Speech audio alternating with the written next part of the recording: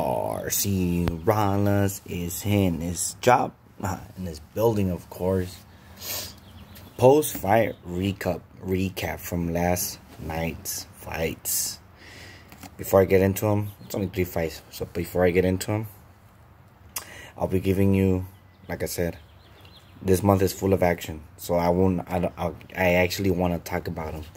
So every Friday, you're gonna get my prediction for the fight prior. And then on Sunday, you're going to get my review of it.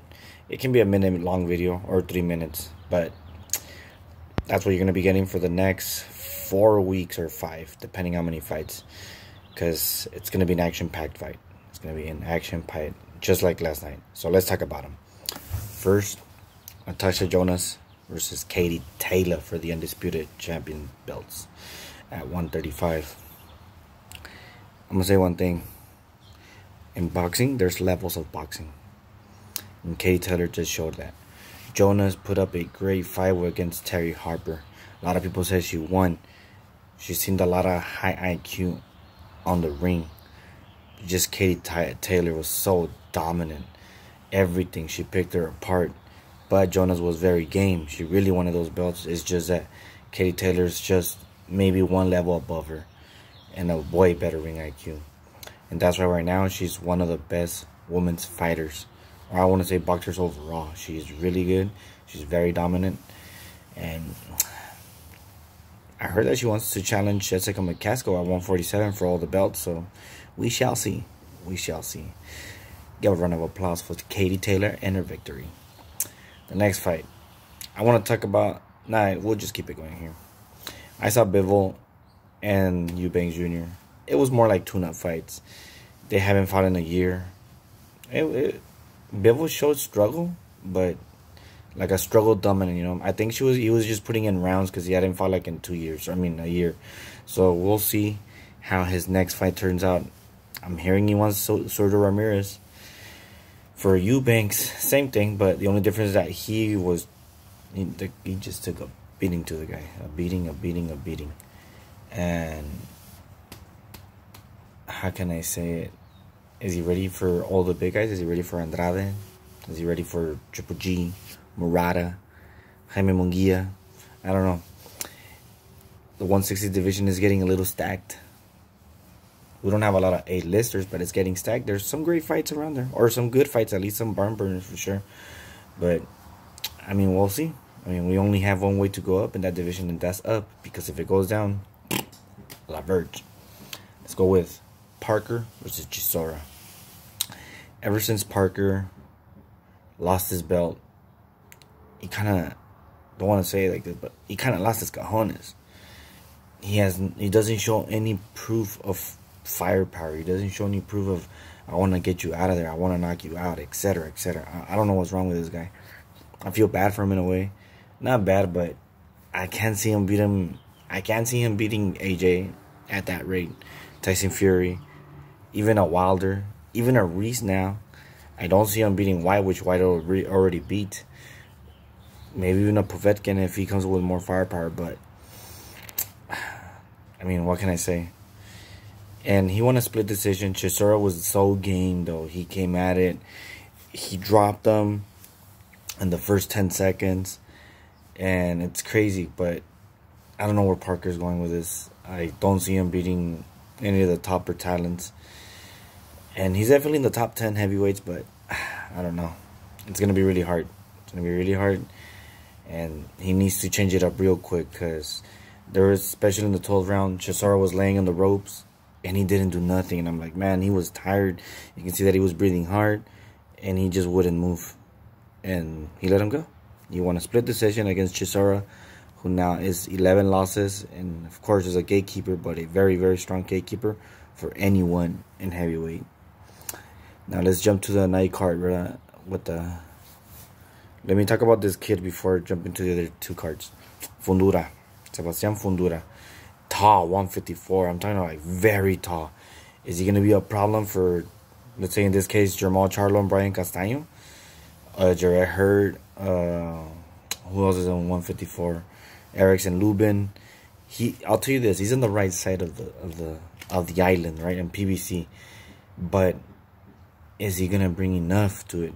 I see I'm kind of green, but he's freaking tall. And sometimes tall fighters, when they fight good with power, he could be unstoppable. Then Omar Figueroa Jr. versus Abel Ramos. Both have lost to Yordanes Ugas. But what the hell was Figueroa thinking?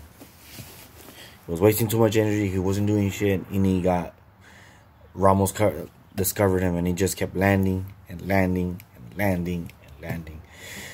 In my honest opinion, he should have retired. He never liked boxing. He was overweight.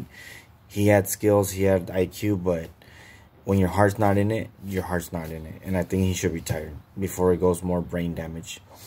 Let's talk about the fight of the, honestly, fight of the day, because it was action-packed. It was not expected, and I did lose my thing. I did say 6-round knockouts towards Andy Ruiz, and my God, it was 12 rounds of action and action and action.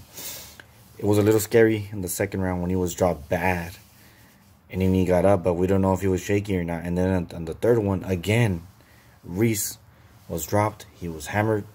Second round, he was hammered in the third, and the fight kept going. Ruiz landed some amazing shots.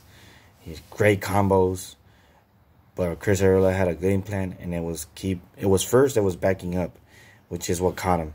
But then he kind of switched it up and went forward, which is I think that's what made him lose a lot of the scorecards. People were booing because they only gave Arreola 2 to 3 rounds. I honestly said that he probably won about 4 to 5 rounds. He did lose the fight, but it's like he said. It's funny what he said. He's like, don't tell me I lost 2 to 3. Don't tell me I just won 2 to 3 rounds, but I'm gonna bust the Dr. Dre and all you motherfuckers can suck my dick. That was really hilarious. He had balls for saying that, but I understand why he would be pissed. I mean, he lost a very close fight against Adam Kanowski, and now he didn't lose a close fight, but he lost another fight against Andy Ruiz because they are the A side. But would I want to see a rematch? Why not? And as for Andy, I showed a little bit of improvement with Eddie right now, so I saw a little bit of defense, better counters. I think he needs another tune-up before entering a Wilder fight. Give him Luis Ortiz. Because if Wilder shows up, the one that was not beaten by Fury, to a pulp, I could say that he would knock out Andy Ruiz out. But right now, because I don't know where he's at, I don't know what I can give you. However, it would be a 50-50 fight as of now, but Wilder's fast and he always lands really good. He's a sniper. I would say Andy Ruiz is definitely in the top 5 heavyweights, and I would probably give him in the 5. I would give you my top heavyweights probably at the end of the month, because I know that we just had 2 heavyweight fights and there might be another heavyweight in the middle, but we shall see. Any people, did you see it? What you guys think? Would you guys had a winning? I lost my prediction. I won 2 predictions and lost 1. And we'll see. We'll see where Andy lands. And I'm pretty sure he's going to fight later on in the year. It's either going to be Wilder or Luis Ortiz. Most likely one of those 2. I will say this, that Andy Ruiz did have to shake off that ring rust, and maybe that's why he got caught. He was too confident going into the fight, where he forgot that Arreola has power. I just didn't think Arreola had enough power to drop him. That's all I'm going to say about this fight. Love the fight. It shouldn't have taken 12 rounds, but again, he was rusty, too much confidence, and he wasn't playing it secure. He needs one more tune-up or another fight before entering a Wilder. That's all I can say. As for Arreola, you can call it or fight Chisora, fight Parker, fight Joyce. I mean, you're not going to jump to the other side of the island or to the other side of the promotional companies, but there's still another 2 good fights for Arreola. He seems legit at 40. Another test, give him FA, give him Daniel Dubois. I don't know. There's a lot of stuff that you can do, and he can definitely do something about it. I would say not retired yet. You look good. That's all I'm going to say. You look good. But anyways, people, do like, comment, and subscribe. Swap.